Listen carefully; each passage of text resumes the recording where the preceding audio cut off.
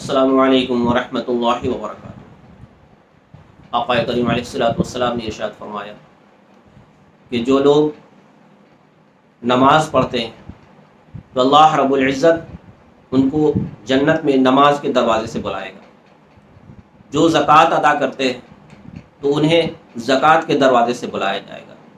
جو جہاد کرتے ہیں انہیں جہاد کے دروازے سے بلایا جائے گا، اور جو روزے دار ہیں تو اللہ رب العزت انہیں باب الریان سے بلائے گا۔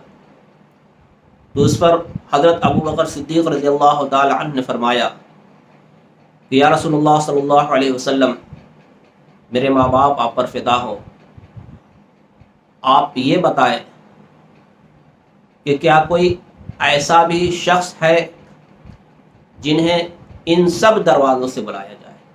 مجھے اس بات سے بحث نہیں ہے کہ کسی کو ریان سے بلایا جائے، کسی کو جہاد کے دروازے سے بلایا جائے، کسی کو نماز کے دروازے سے بلایا جائے، کسی کو زکوٰۃ کے دروازے سے بلایا جائے، بلکہ آپ یہ فرمائیں کہ کوئی ایسا بھی شخص ہے جسے اللہ رب العزت ان تمام دروازوں سے بلائے گا۔ تو آپ صلی اللہ تعالی علیہ وسلم نے فرمایا کہ ہاں، اور ہمیں امید ہے کہ آپ بھی انہی میں سے ایک ہیں۔